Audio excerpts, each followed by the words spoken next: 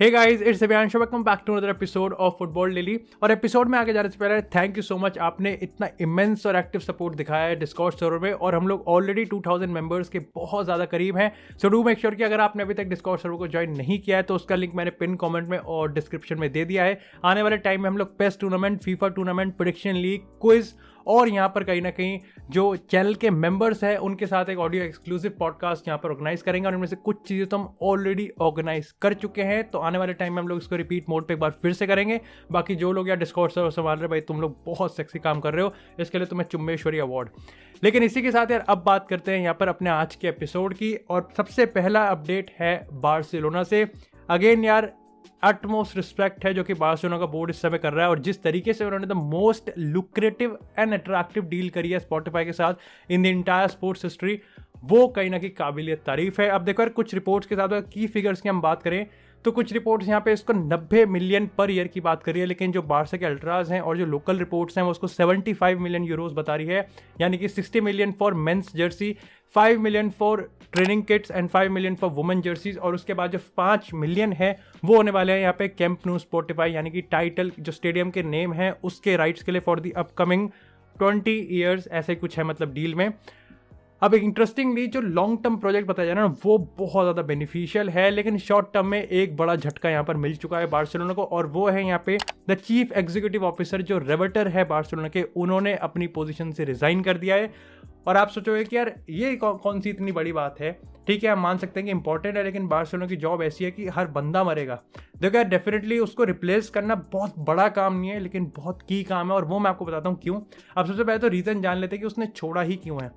अब देखो यार, ऐसे रिपोर्ट्स बताते हैं कहीं ना कहीं बहुत टाइम से ना बहुत डिसएग्रीमेंट्स थे, यानी कि इवन दो लेपोर्टा और रेवटर काम तो एक साथ ही कर रहे थे, लेकिन उनके डील में बहुत ज़्यादा डिसएग्रीमेंट्स थे। जैसे अगर स्पॉटिफाई वाली डील की बात करें तो यहाँ पर रेवटर का बहुत इन्फ्लुएंस है कि ये डील क्यों होनी चाहिए, लेकिन लास्ट मिनट में इस डील में इतने चेंजेस करवाए गए, इतने चेंजेस करे कि रेवटर को पसंद नहीं आया। बल्कि कुछ रिपोर्ट्स के हिसाब से वो ऑलरेडी कुछ दिन से यूएस में है, जिससे वो स्पॉटिफाई का ऑल्टरनेटिव ढूंढ सके। एक क्रिप्टो करेंसी है, मैं यार याद नहीं आ रहा उसका एक्चुअली में नाम क्या है, क्रिप्टो करेंसी है वो। यहाँ पे 1 साल के 100 मिलियन से ज़्यादा देने को तैयार थे, लेकिन अल्टीमेटली स्पॉटिफाई की डील यहाँ पर ऑलमोस्ट कंप्लीट हो चुकी है। तो ये यहाँ पर कहीं ना कहीं फाइनल था कि ठीक है भाई, अब लेपोर्टा और हम में नहीं बन सकती, तो रेवटर ने अपनी पोजीशन को रिजाइन कर दिया। अब हालांकि एलमानी को यहाँ पर ये डील दी गई है कि भाई देखो तुम ये चीफ एग्जीक्यूटिव ऑफिसर की पोजीशन एक्सेप्ट कर लो, लेकिन उसने कहा नहीं भैया नहीं, हमें अपने में मत मिलाइए, हम यहाँ पर जहाँ हैं वहाँ खुश हैं। और एलमानी ने इस पोस्ट को यहाँ पर डिक्लाइन कर दिया है। आपको बताऊँ ये इंपॉर्टेंट इसलिए भी है और की मैं इसलिए कह रहा हूँ क्योंकि आप चाहे सीवीसी डील की बात कर लो, आप चाहे मेसी वाले मेसी वाले पूरे सागा की बात कर लो, आप चाहे यूरोपियन सुपर लीग वाले ड्रामे की बात कर लो, हर में बहुत ज़्यादा बड़ा इन्फ्लुएंस था रेवटर का। और ये मैं क्यों कह रहा हूँ कि आने वाले टाइम में जो चाहे एस्पाई प्रोजेक्ट की बात करें, चाहे हम आने वाले टाइम में रियल मैड्रिड और यूवेंटस या फिर रियल मैड्रिड पीएसजी, इन सारे टॉप यूरोपियन सुपर लीग से लड़ना है, तो ऐसे एक बहुत ही बढ़िया प्लेयर का होना बहुत ज़रूरी है लेपोर्टा की टीम में। लेकिन अब बात करते हैं यहाँ पर अर्लिंग ब्रॉट हालैंड की, क्योंकि मेरे को व्यूज़ चाहिए और मैं टाइटल में उसको घुसेड़ूंगा। अब देखो यार, यहाँ पर ना इसके पीछे थ्योरी बहुत सिंपल है कि बार्सिलोना लेपोर्टा ने अपना मन बना लिया है कि वो हालैंड को साइन करेगा, और उसके लिए वो चाहे कुछ भी करने को तैयार है। और स्पॉटिफाई की डील इतनी बेहतरीन हुई है कि ये फर्दर इंडिकेशन है कि क्यों बार्सिलोना फर्दर साइन कर सकती है, और उसके चांसेस और बढ़ गए हैं। लेकिन इसके पीछे सिंपल बहुत थ्योरी है। अगर हम इस समय बार्सिलोना के 4 पिलर की बात करें ना, तो पहला पिलर है यहाँ पर रोनाल्ड अराउओ, दूसरा पिलर है यहाँ पर अंसू फाटी, तीसरा पिलर है यहाँ पर गावी, और चौथा पिलर या तो होने वाला है अर्लिंग ब्रॉट हालैंड या फिर होने वाला है ये फेरन टोरस। अब देखो, अगर अर्लिंग ब्रॉट हालैंड ये होने वाला है तो आप मान के चलो कि अर्लिंग ब्रॉट हालैंड नहीं साइन होगा ऑब्वियसली, लेकिन अगर ये फेरन टोरस होगा तो आप मान के चल सकते हो कि जब आने वाले समर ट्रांसफर विंडो में जो पैसा है वो कहीं ना कहीं हालैंड पे नहीं बल्कि मल्टीपल पोजीशंस पे खर्च किया जाएगा। और आपको पता है कि फुल पैक्स है, उसके बाद एक सेंटर बैक है, उसके बाद एक स्ट्राइकर है, उसके बाद मतलब बहुत सारी पोजीशन है जिस पे यहाँ पर साइन कर सकती है बार्सिलोना। अब इस एक्विजिशन मतलब इस आर्ग्यूमेंट का ना बहुत आराम से काउंटर करते हैं कुछ बार्सा के फैंस, ये कह के कि कहीं ना कहीं देखो हमारे पे ग्रीजमैन का पैसा आएगा, हमारे पास ट्रंकाओ का पैसा आएगा, हमारे पास लेंगलेट का पैसा आएगा, हम उमतीती को भी सेल कर देंगे, हम कुटिनो को भी सेल कर देंगे, और कुल मिला के हमारे पास 130-140 मिलियन आ जाएंगे। तो कहीं ना कहीं देखो हम हालैंड को भी साइन कर सकते हैं और हम बाकी पोजीशंस पे भी इन्वेस्ट कर सकते हैं। तो ये कहीं ना कहीं आर्ग्यूमेंट आता है। डू लेट मी नो कि एज अ बार्सा फैन, आप एज अ बार्सा फैन या एज अ न्यूट्रल फैन, आपका इसके रिगार्डिंग क्या थ्योरी है। अब डेफिनेटली आप सोचोगे भाई यहाँ पर रियल मैड्रिड और मैन सिटी आ गई, तो देखो यार रियल मैड्रिड के रिगार्डिंग अपडेट यहाँ पर सिंपल है कि रियल मैड्रिड को डेस्परेशन तो पहले भी नहीं थी, उनके लिए तो भाई देखो चौड़ वाली बात है कि अपन तो सेक्सी लग रहा है, इसको हालांड को साइन करेंगे, तो आप कह सकते हो कि उनके चांसेस यहाँ पर धीरे धीरे कम हो रहे हैं। और फर्दर पिछले कुछ टाइम की अगर हम बात करें तो ये तो सबको पता है कि एम्बापे बहुत बड़ी प्रायोरिटी है, और अगर नंबर्स की बात करें तो वो फर्दर कॉम्प्लिकेट करते कि हालांड क्यों, मतलब रियल मैड्रिड क्यों इतना पुश नहीं करेगी अर्लिंग ब्राउट हालांड के लिए। बट और सिटी की बात करें तो देखो यार एज अ सिटी फैन तुम मेरे पे गुस्सा मत करना, लेकिन मैं तुम्हें सच से बता रहा हूँ, खुद सिटी के चैनल्स भी कहीं ना कहीं इतना वो नहीं बड़ा चढ़ा के कर रहे कि हालांड को साइन करने के लिए सिटी फेवरेट है। तो मैं क्या करूं यार, मैं क्या बताऊं, मेन स्ट्रीम मीडिया तो सिटी को फेवरेट दिखाई नहीं रही, बल्कि मैंने अपने फुटबॉल डेली के एपिसोड में तुम्हें बहुत क्लियरली बता दिया था कि बार्सा, रियल मैड्रिड और सिटी में से सिटी सबसे ज़्यादा तेज काम कर रही है, सिटी सबसे ज़्यादा कॉन्क्रीट काम कर रही है, लेकिन फिर भी सबसे पीछे सिटी ही है। और वो इसलिए भी हो सकता है क्योंकि रेसिप्रोकल नहीं हो रहा है, हालांड सिटी में इतना इंटरेस्टेड नहीं दिख रहा है, उसको स्पेन में प्रोजेक्ट में ज़्यादा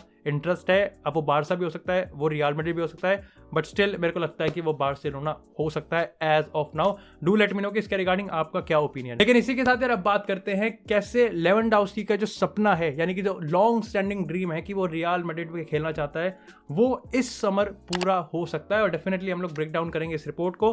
अब अकॉर्डिंग टू सम रिपोर्ट्स यार रियल मैड्रिड ना जिस तरीके से धीरे धीरे जैसे हालांड की डील कॉम्प्लिकेट हो रही है ना, वो लेवेंडोव्स्की को यहाँ पर एक ऑल्टरनेटिव ढूंढ रहे हैं। यस, मेरे लिए भी सेंस नहीं बन रहा, लेकिन पहले रिपोर्ट्स पढ़ लेते क्या सीन है भाई। अब रिपोर्ट्स के हिसाब से ना रियल मैड्रिड को एक सुपरस्टार साइनिंग तो करनी ही करनी है अलॉन्ग साइड किलियन एम्बापे। अब वो अभी तक तो हालांड है, लेकिन अगर ऑन पेपर और इन रियलिटी हालांड नहीं हुआ तो वो होने वाला है यहाँ पर रॉबर्ट लेवेंडोव्स्की। अब लेवेंडोव्स्की की परसेप्शन से बात करते हैं तो 18 महीने बचे हैं उसकी डील में, और ऐसे में उसने ऑलरेडी अपने एजेंट को बता दिया कि भाई देखो 2023 में तुम दूसरा क्लब ढूंढो मेरे लिए। और उसने कहीं ना कहीं समर में बायर्न म्यूनिख को बता देगा कि भाई देखो मैं कॉन्ट्रैक्ट रिन्यू नहीं कर रहा हूँ। सेम सिचुएशन 2022 में भी हुई थी, बट अल्टीमेटली बायर्न म्यूनिख ने कहा था कि नहीं भाई तेरे को रुकना ही पड़ेगा, और उसने कहा था चलो ठीक है 1 साल मैं और रुक लेता हूँ। अब रिपोर्ट के ब्रेकडाउन की बात आती है तो मेरे लिए ना 3 चीज़ें सेंस नहीं बनाती कि क्यों ये रिपोर्ट एक्चुअली में रियलिटी नहीं हो सकती। देखो पहली चीज़ तो ये है कि बायर्न म्यूनिख का कट जाएगा हर तरीके से। अब अगर बायर्न म्यूनिख हालांड को साइन कर लेती, ठीक है, क्योंकि सबको पता है कि बुंदेसलीगा में जो बहुत बड़ा पावर हाउस है वो बायर्न म्यूनिख है, लेकिन बायर्न म्यूनिख उसे साइन इसलिए भी नहीं कर रही क्योंकि उन पर ऑलरेडी लेवेंडोव्स्की है। और दूसरा ये है कि अगर लेवेंडोव्स्की छोड़ देता है तो पहली बात तो उनका वैसे कट जाएगा कि एक वर्ल्ड क्लास स्ट्राइकर, मतलब one of the best number 9 ही चला गया। दूसरा उनका इस तरीके से कट जाएगा कि फिर जो हालांड पैसे मांगेगा ना वो बायर्न दे नहीं सकती, तो इनका हर एंगल से कट जाएगा। दूसरा पॉइंट ये है कि हालांड के रिगार्डिंग तो फिर भी वाउच कर सकते हो कि रियल मैड्रिड हालांड को साइन इसलिए करी क्योंकि आने वाले 2 सालों में तो देखो फिर भी हमको बेंजेमा को रिप्लेस करना ही है। हाँ, लेवेंडोव्स्की के रिगार्डिंग तो वाउच ही नहीं कर सकते, क्योंकि सबसे पहली बात तो लेवेंडोव्स्की में भी आइडिया हमने को एग्जैक्टली याद नहीं, शायद से बेंजेमा से भी ज़्यादा उम्र में ज़्यादा है।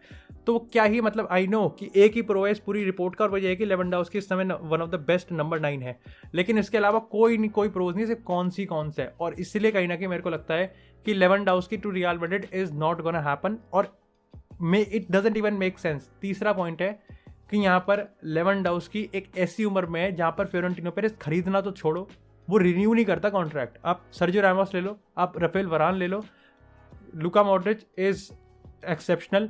आप आने वाले टाइम में टोनी क्रूज को देख लेना, अभी तो वैसे तो मेरे को लगता है कि टोनी क्रूज टाइम तक रिटायर ही हो जाएगा 36 के 35 तक। आप क्रिस्टियानो रोनाल्डो देख लो, अगेन क्रिस्टियानो रोनाल्डो में रिन्यू वाली बात नहीं थी, but one of the world's best वाली बात थी कि उसको फीलिंग नहीं आती थी कि ही इज़ अनटचेबल, तो उसको वो वाली फीलिंग नहीं आती थी रियल मैड्रिड के फ्लोरेंटिनो पेरेज के प्लान्स में।